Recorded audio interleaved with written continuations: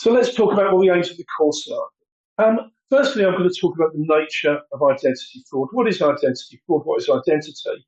And the scale of it. Some of the national and international estimates around how much fraud affects us. I'm going to talk about some of the common methods of forgery. What do people do, and how do they use forged documents or fraudulently presented documents in order to make money, which is normally the objective behind fraud. Not always, but typically. And I'm going to talk about the government identity guidance, and this will be quite important to anybody who's anybody who's dealing with things like money laundering regulations, anybody who needs to comply with government guidance, for example, as an ACSP.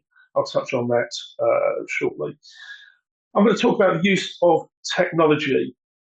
How do you use technology to support your efforts to combat fraud, to identify people effectively, and what are the limitations of technology? I'm going to talk about fog documents. So I'm going to explain what fog is and why it's important, and really look a little bit beyond the document that's in front of you and thinking more widely about what is the person who I'm dealing with, the person I'm interacting with, trying to achieve. And a phrase I'll probably repeat, what does it actually mean in the real world, which is something that's really important to focus on when you're doing document verification.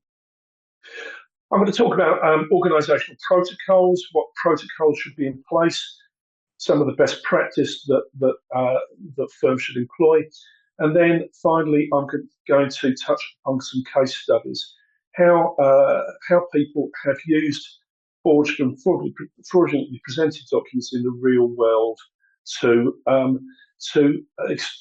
extract money out of businesses and individuals.